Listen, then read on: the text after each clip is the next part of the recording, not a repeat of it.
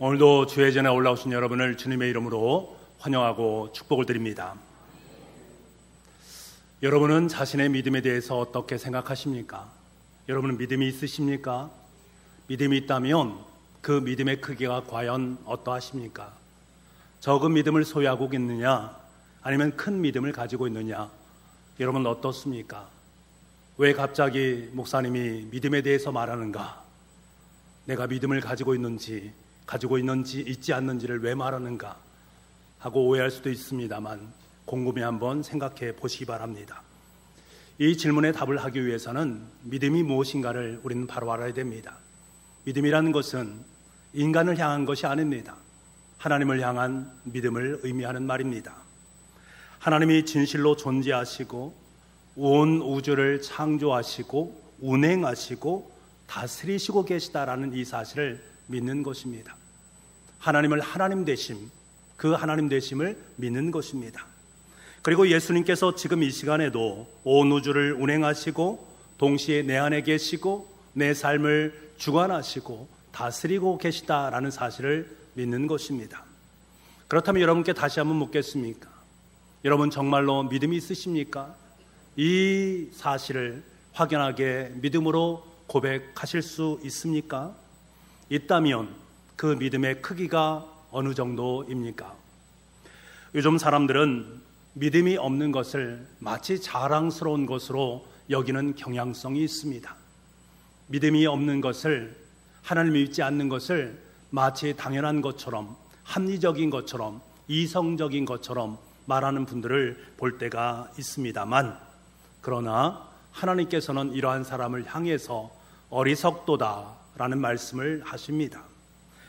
진짜 그리스도인들은 한결같이 큰 믿음을 소유하기를 원합니다. 하나님을 향해서, 예수님을 향해서 믿음을 품고 그 믿음대로 살기를 애쓰고 수고합니다. 하나님에 대해서 좀 더 알고 싶어 합니다. 하나님과 관계를 좀 더 깊이 맺고 싶습니다. 믿음의 능력으로 이 땅의 삶을 살고 싶은 것이 진짜 믿음을 가지고 있는 사람들의 특징입니다. 그러면서 이들은 한결같이 하나님에 대해서 믿으면서도 여전히 나는 믿음이 부족해, 하나님을 더 열심히 더 최선을 다해서 섬기고 믿어야 되는데 그렇게 하지 못한다 라고 생각하면서 어떻게 하면 하나님을 더 확실하게 붙잡을 것인가를 애쓰고 수고합니다. 그러한 삶을 살다 보니까 때로는 우리의 삶 속에 두려움도 엄습해 오기도 하고 또한 불안함을 느끼기도 합니다. 우리가 살아가면서 인정받고 받아들이기 어려운 일들이 사뭇 많이 있습니다. 갑작스러운 자연재해로 말미암아 사랑하는 사람을 잃기도 합니다. 자녀의 문제가 잘 해결되면 좋을 터인데 자녀의 문제가 잘 해결되지 않아서 눈물의 밤을 지새웁니다. 때론 이유를 알 수도 없고 고칠 수 없는 질병으로 말미암아 우리의 마음속에 두려움이 찾아오기도 합니다. 분명히 하나님을 믿는다면 이 모든 것들을 능히 극복하고 나아갈 수 있으면 좋을 텐데 신앙으로 이것을 막지 못할 때가 있습니다. 믿음 생활을 잘하면 이 모든 것들로부터 자유함을 누릴 수 있을 터인데 그렇지 못함으로 말미암아 참 고통스러운 모습을 경험할 수도 있습니다. 솔직히 말씀드리면 이것이 우리의 삶의 현실임을 부인하지 않을 수 없습니다. 그러면 이럴 때 우리에게 있어서 과연 믿는다라는 것은 무엇을 의미하는가? 이 믿음이 우리의 인생 속의 두려움, 이 문제를 어떻게 해결할 수 있는가? 정말 믿음으로 말미암아 이 모든 두려운 것들을 다 내어줄 수 있단 말인가? 한 주간 곰곰이 생각하면서 우리의 삶 속에 일어나는 여러 가지 두려운 일들을 바라보면서 마음이 너무나도 어려웠습니다. 하나님 앞에 기도하면서 아무것도 염려하지 말라라는 찬송을 생각했고 그 찬송을 여러 차례 하나님 앞에 고백하면서 읊조렸습니다. 그 가사는 이렇습니다. 아무것도 두려워 말라, 주 나의 하나님이 지켜주시네. 놀라지 마라, 겁내지 마라, 주님 나를 지켜주시네. 내 마음이 힘에 겨워 지칠지라도 주님 나를 지켜주시네. 세상에 험한 풍파 몰아칠 때도 주님 나를 지켜주시네. 주님은 나의 산성, 주님은 나의 요새, 주님은 나의 소망, 나의 힘이 되신 여호와, 이 찬양으로 위로를 많이 받았습니다. 주님께서는 오늘 본문을 시작하시면서 적은 무리여 무서워 말라라고 명령하고 계십니다. 여기서 무리여라는 이 말은 원래 헬라 원어로 보게 되면 양떼들이여라는 말입니다. 그러니까 적은 양떼여라고 번역하는 것이 옳다 할 수 있습니다. 이 말의 뜻은 무슨 의미를 갖습니까? 이 말은 제자들에게 한 말이거든요. 그러니까 지금 예수님께서 제자들을 바라보실 때에 그들을 양 무리를 바라보는 것처럼 바라보고 계시다라는 것입니다. 여러분, 양떼는 어떤 의미를 갖습니까? 양떼는 주인이 없으면 존재할 수 없습니다. 주인을 따라다니면서 살아갈 수밖에 없는 존재들이란 말입니다. 자신들을 잡아먹으려는 짐승들로부터 늘 두려운 마음을 품고 살아가는 존재입니다. 그래서 조금만 인기척에도 두려움으로 화들짝 놀라면서 도망칠 수밖에 없는 그러한 존재가 바로 양떼들이다. 지금 예수님의 눈에는 제자들이 광야 한 자락 속에서 하루하루의 삶을 살아가고 있는 두려움에 떨고 있는 양무리를 보고 계신 것입니다. 여러분, 어찌 제자들의 모습만 이러한 모습이겠는가? 현실을 살아가는 우리의 모습 또한 양떼와 별반 다르지 않습니다. 당시 제자들이 예수님을 쫓아다니면서 무슨 부귀영화를 누렸겠습니까? 여러분, 그들에게 엄청난 돈이 있었습니까? 아니면 권력이 있었습니까? 무슨 일이 생겼을 때에 정말 부탁할 수 있는 인맥을 가지고 있는 사람들이었습니까? 전무했습니다.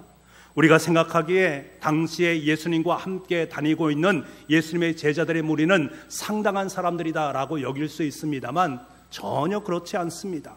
힘 있는 사람들이 보면 예수님과 그를 따르는 그 무리들의 모습을 보면 한낱 보잘것없는 떼거리에 불과했습니다. 그들이 어떤 큰 능력을 행할 수도 없고 힘을 행할 수도 없는 정말로 보잘것없는 아주 초라한 군상들의 모습이었습니다. 이런 제자들의 모습이 하루하루의 삶을 살아가는 것이 넉넉치 않음을 우리는 압니다. 그들의 삶의 자리 속에 걱정과 염려와 두려움이 엄습해 올 수밖에 없음을 우리는 압니다. 오늘 말씀이 있기 전에 예수님께서는 제자들에게 무엇을 먹을까, 무엇을 마실까, 무엇을 입을까 걱정하지 말라라고 말씀하고 계십니다. 이 말씀은 무슨 의미입니까?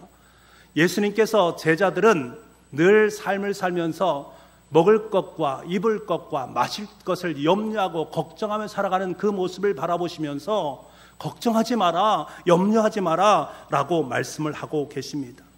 여러분, 의식주가 해결되지 않는 한 우리의 삶의 자리가 얼마나 고통스럽고 두려움 속에 휩싸이는 인생을 살아가게 됩니까? 이 사실을 잘 알고 있는 예수님께서는 제자들에게 작은 양떼들아 무서워하지 말라, 무서워하지 말라, 곧 두려워하지 말라라고 말씀하십니다. 더욱 중요한 것은 이 두려워하지 말라, 무서워하지 말라 이 말을 원어적으로 보게 되면 현재형으로 되어 있습니다. 명령인데 현재형으로 되어 있습니다. 현재형으로 되어 있다는 것은 지속적인 행동을 의미하는 말입니다. 그러니까 두려운 마음을 품지 말고 매일매일 염려하지 말고 살아가라라는 의미를 내포하고 있습니다. 어떤 분이 조사를 해봤더니 두려워하지 말라라는 말이 성경에는 366번이 나온다고 합니다. 1년 365일 동안 염려하지 말라는 거예요. 그리고 만약을 대비해서 하루치를 더 넣었다라고 해석을 합니다. 물론 이 해석이 옳다, 그러다라고 말할 수 없습니다만 중요한 것은 예수님께서 말씀하신 그 말씀의 내용은 명확관악합니다. 매일매일 지속적으로 끊임없이 두려움 없이 살아가는 삶을 살아갈 것을 우리에게 권면하십니다. 그런데 여러분, 우리가 살아가면서 어떻게 무서움 없이 두려움 없이 살 수가 있겠습니까? 세상을 보면 두려움과 공포 가운데 떨고 있는 일들이 얼마나 많이 일어나는지 모릅니다. 오승역 지하 도로가 물에 잠김으로 말미암아 죽어가신 분들이 사실은 내가 될 수도 있습니다. 신림동과 서현역에서 잇단 칼부림 사건의 장본인이 날 수 있고요. 생각하지도 않은 사건이 나도 몰래 묻지마 폭행으로 말미암아 내가 폭행을 당하는 대상자가 될 수도 있습니다. 조금만 생각해 보면 너무나 공포스럽고 두려운 일들이 우리 삶의 자리 속에 산적해 있음을 보게 됩니다.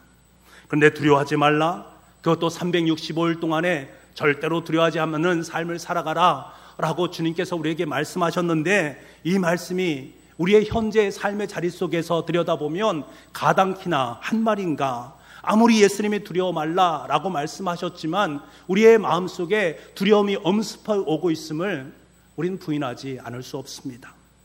여러분, 주님께서 과연 이 사실을 모르셨을까? 주님은 너무나 잘 알고 계셨습니다.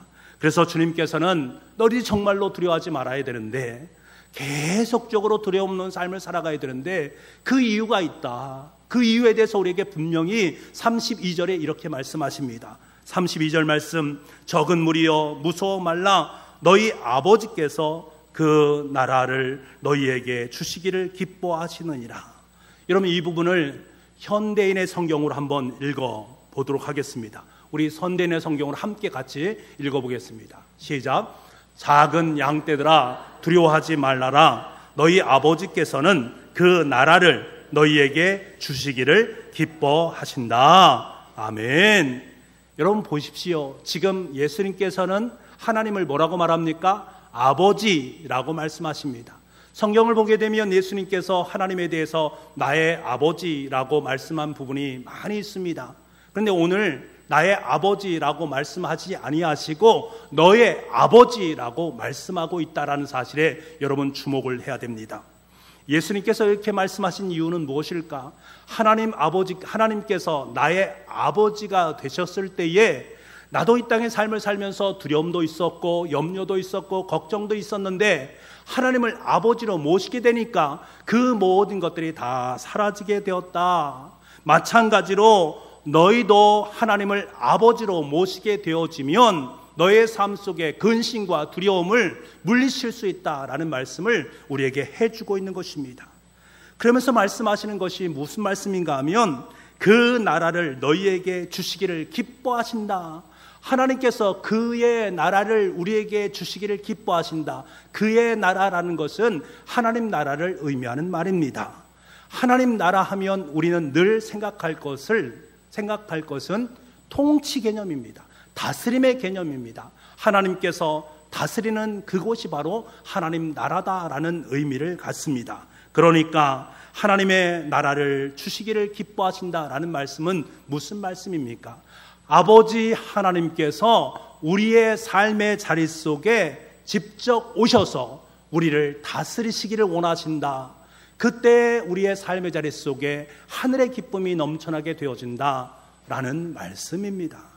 여러분, 하나님은 어떤 분이십니까? 온 세상을 창조하시고 다스리시고 지키시는, 보호하시는 그러한 분이 바로 하나님이십니다. 아버지 하나님께서 친히 우리들의 아버지가 되셔서 우리를 사랑으로 다스리시는 것을 기뻐하신다라는 뜻입니다. 이 사실을 우리가 확신한다면, 그래, 하나님이 나의 아버지가 되시지, 하나님께 나의 마음속에 하나님의 나라를 주셨지, 그 천국이 내 삶 속에 있는데 내가 두려워할 필요가 없어, 기쁨을 누리며 살아야 되지 하는 아름다운 고백을 하나님께 드릴 수 있습니다. 여러분 생각해 보십시오. 한 어린아이가 엄마의 품에 있습니다. 그런데 그 아이가, 엄마, 나 정말 두려워요. 옆집에 있는 사람이 자꾸 나를 해하려 해요. 엄마, 나를 힘들게 하는 일들이 너무나 많아요. 그래서 너무나 몹시 두렵고 힘들어요 라고 어린아이가 말하고 있다면, 그 품에 있는 어린아이를 향해서 부모는 뭐라고 말하겠습니까? 아가야, 내가 널 지켜줄 거야. 염려하지 마. 걱정하지 마. 두려워하지 마 라고 말하지 않겠습니까? 엄마 품에 있는 아이는 안전합니다. 아이가 아무리 두려운 마음을 들더라도 지금 나는 안전하게 보호하는 엄마의 품에 있다라는 사실을 인식하고 그것을 확신할 때 그는 전혀 두려움을 경험할 수 없습니다. 그 어머님의 품에서 엄마의 따뜻한 사랑을 기뻐하고 감사할 수 있습니다. 여러분, 우리 입장에서는 두려워할 일들이 참 많습니다만 우리의 아버지가 다스리시는 사랑의 품, 즉 하나님 나라에 들어가면 두려움에서 벗어날 수 있습니다. 저와 여러분의 삶이 그러한 인생이 될 수 있기를 간절히 소망합니다. 사실 제자들의 모습만 바라보면 이 참 그들의 삶의 자리가 자주 두려움 속에 빠질 수밖에 없구나 하는 생각을 가질 수 있습니다. 우리도 마찬가지의 모습이겠죠. 먹고 사는 문제가 녹록한 것이 아님을 우리는 알기 때문에 그렇습니다. 지금도 여전히 그러한데 예수님 당시의 제자들은 얼마나 많은 어려움과 두려움 가운데 있었겠는가 하는 것을 우리는 짐작할 수 있습니다. 우리의 미래에 대해서 확신을 품는 것 어렵습니다. 그래서 하나님께서 우리에게 정말로 너의 삶의 자리 속에 지금 현재뿐만 아니라 미래 속에서 확신을 품기를 원하십니다. 그래서 말씀하시는 거예요. 나도 알고 있다. 너희가 연약하고 두려움 많은 양떼의 모습으로 존재하고 있다는 건 나도 알고 있다. 하지만 너희들이 작은 양떼라고 두려워할 필요가 없다. 온 우주를 창조하시고 온 천지를 운행하시는 너의 아버지 하나님, 너희들을 내 품에 안고 사랑으로 너를 다스리고 있다라는 이 사실을 결단코 잊지 마라. 그러니까 두려워하지 마라. 너에게 허락하신 하나님 나라를 기뻐하는 삶을 살아가라 라고 우리에게 요청하십니다. 저는 이러한 하나님의 뜻을 잘 깨닫고 하나님의 말씀에 순종하며 살아가는 집사님을 알고 있습니다. 집사님은 직장에서 참 어려움을 겪었습니다. 그리고 전혀 예기치도 못한 일로 말미암아 법정에 서야만 했습니다. 설상가상으로 가정의 일도 참 어려움이 닥쳐옵니다. 얼마나 억울하고 힘들었는지 모릅니다. 점점 사건은 축소되는 것이 아니라 더 커져만 갔고 해결될 기미가 보이지 않는 것 같아서 마음속에 두려움이 엄습해 옵니다.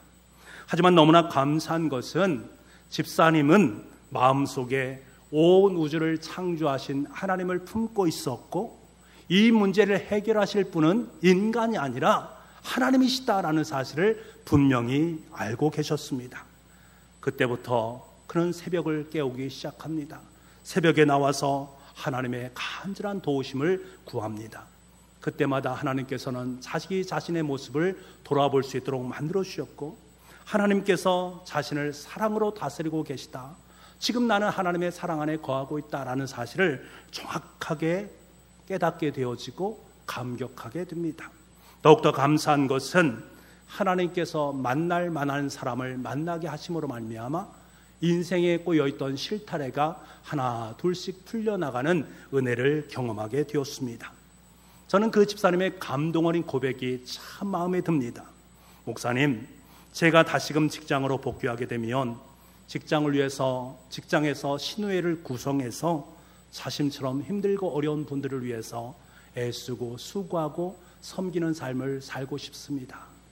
그 아름다운 고백을 들으면서 생각났던 구절, 하나님 나라를 너에게 주기를 기뻐하신다 라는 말씀이 이 집사님의 삶 가운데 체험되어졌구나.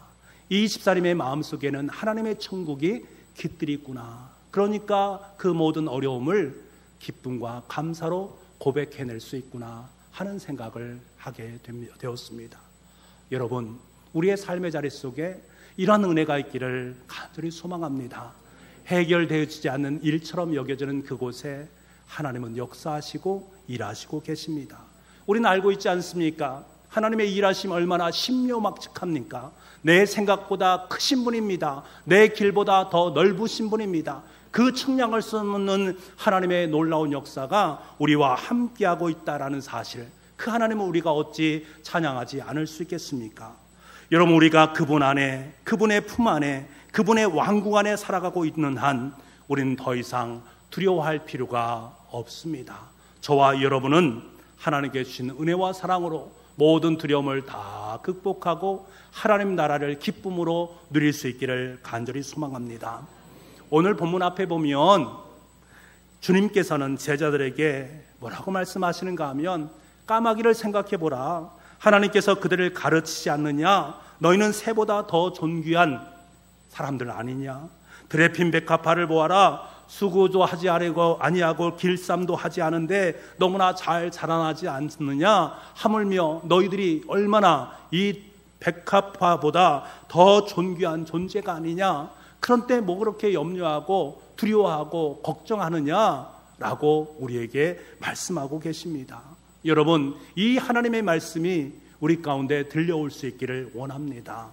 하나님은 여러분을 존귀한 주님의 자녀로 삼아주시고 여러분을 존귀한 주님의 거룩한 길을 갈 수 있도록 만들어 주심으로 말미암아 여러분의 앞길에 있는 모든 삶의 두려움을 하나하나 제거해 주시는 은혜의 하나님임을 꼭 기억할 수 있기를 간절히 소망합니다.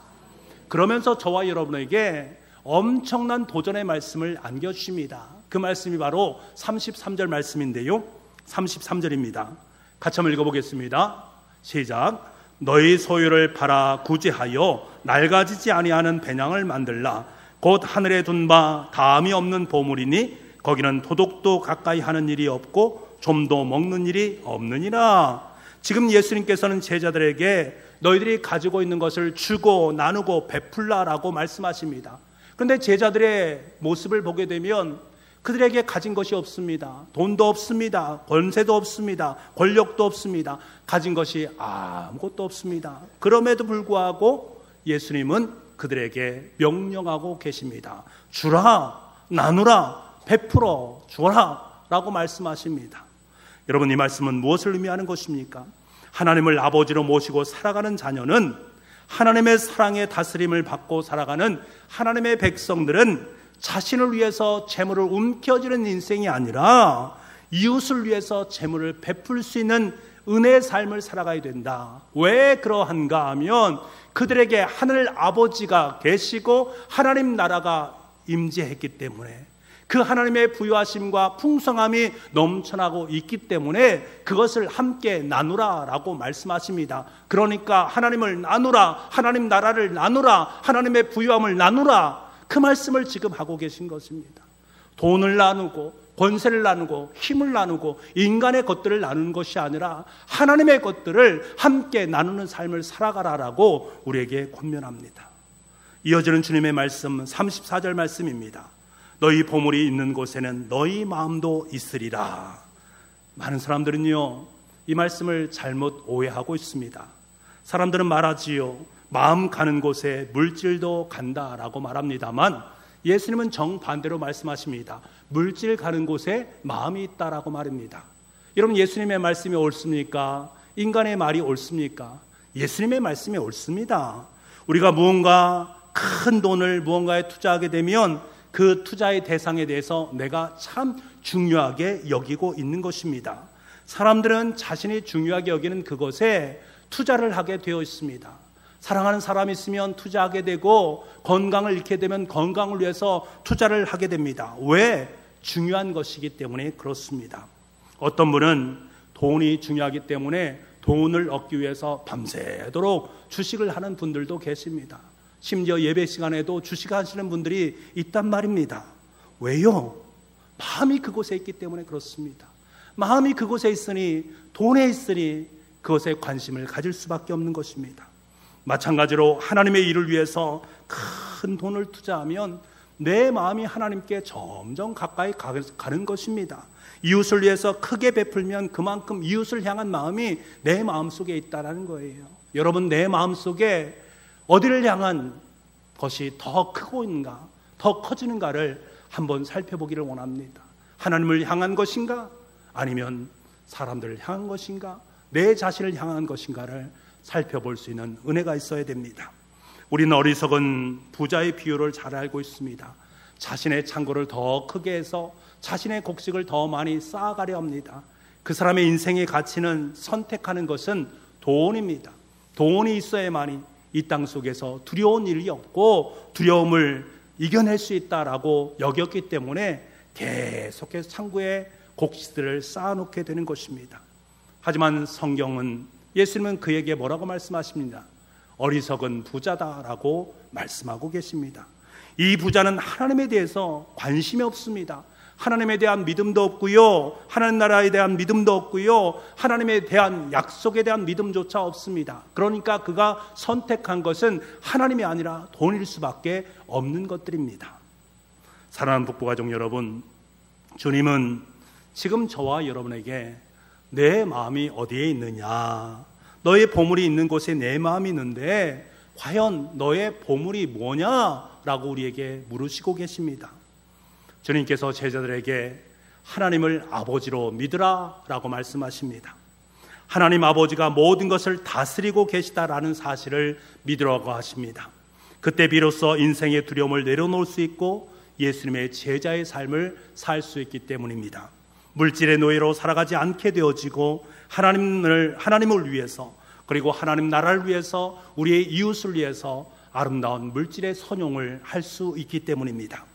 바라고 소망하는 것은 저와 여러분의 보물이 하나님이 나의 아버지 되심에 대한 믿음, 하나님께서 우리의 전 인생을 다스리고 계시다라는 이 믿음, 우리는 예수님의 제자요 하나님의 백성으로 이 땅의 삶을 살아가는 존재라는 확실한 믿음, 이것이 여러분의 보물단지가 될 수 있기를 간절히 소망합니다. 이것이 내 마음속에 가득 찼을 때 두려움을 뛰어넘어서 하나님의 역사로 나아갈 수 있습니다. 무더운 여름의 끝자락을 보내고 있습니다. 여러분은 어떻게 이 무더위를 이겨나가고 계십니까? 행여 광야에서 떨고 있는 한 마리의 양처럼 두려움 가운데 서 있는 분 계십니까? 해결되지 않은 문제를 앞에 놓고 전전긍긍하는 두려운 마음을 품고 있는 분 계십니까? 그동안 애씀과 수고의 결과로 말미암아 내 삶 속에 큰 은혜가 있어야 되는데 허탈감으로 말미암아 두려움 가운데 있는 분이 계십니까? 이러한 우리에게 지금 가장 필요한 분은 온 우주를 창조하신 우리 아버지 하나님이신 줄 믿습니다. 도저히 이해할 수 없는 그 상황 속에 있다 할지라도 우리는 아버지 하나님을 붙잡는 인생이 되어야 됩니다. 어떤 목사님께서 말씀하셨지요, 이해할 수 없는 것은 하나님의 사랑이라고 말합니다. 이해할 수 없는 그곳에 하나님의 역사의 손길이 있고 사랑의 손길이 있음을 기억한다면 두려움을 뛰어넘어서 우리의 삶 속에 일하시고 계시는 하나님께 감사의 고백을 드릴 수 있습니다. 우리 인생의 두려움은 결단코 하나님의 일하심을 이길 수 없습니다. 하나님의 일하심은 결단코 우리 인생의 두려움을 내 인생의 주인으로 모실 수 없습니다. 두려워하지 말라라고 말씀하시는 주님의 약속을 굳건히 붙잡고 살아간다면 이 두려움 많은 세상에서 두려움을 뛰어넘어서 도리어 어떤 상황에 있다 할지라도 하나님 나라가 내 마음에 임했고 하나님 나라를 하나님께서 허락해 주셨음을 알기에 오늘도 기쁨과 감사로 하루하루의 삶을 살아가게 되는 줄 믿습니다. 이 시간에 이사야 선지자를 통해 들려주시는 주님의 음성이 여러분의 삶의 실체가 될 수 있기를 원하고 이 말씀을 의지하면서 한 주간 승리하는 인생을 살기를 원합니다. 이사야서 41장 10절 말씀입니다. 우리 말씀을 함께 큰 소리로 함께 하나님께 드리는, 하나님께서 우리에게 주신 말씀임을 깨닫고 함께 고백하겠습니다. 두려워하지 말라, 내가 너와 함께함이라. 놀라지 말라, 나는 내 하나님이 됨이라. 내가 너를 굳세게 하리라. 참으로 너를 도와주리라. 참으로 나의 의로운 손으로 너를 붙들리라. 아멘. 기도하겠습니다. 아버지 하나님, 하나님께서 우리의 아버지가 되심, 그리고 하나님께서 우리를 다스려 주시는 그 아름다운 통치가 우리의 삶 속에 있음을 깨닫습니다. 그로 말미암아 우리의 삶의 자리는 하나님 나라가 됩니다. 아버지 하나님, 이 사실을 날마다 삶을 통해서 경험할 수 있기를 간절히 소망합니다. 때론 이해할 수 없는 일들로 말미암아 두려움이 엄습해 올 때도 있고 삶의 결과론적인 모습을 볼 때 두려움 가운데 있지만 그 모든 두려움 속에는 하나님의 사랑이 깃들여 있고 하나님의 일하심이 있고 하나님께서 시온의 대로를 활짝 열어주는 역사가 있음을 분명히 깨닫기에 오늘 또 하나님 나라를 누리며 살아갈 수 있는 복된 주의 자녀들 될 수 있도록 주님 역사하여 주옵소서. 모든 말씀을 예수님의 이름으로 기도하옵나이다. 아멘.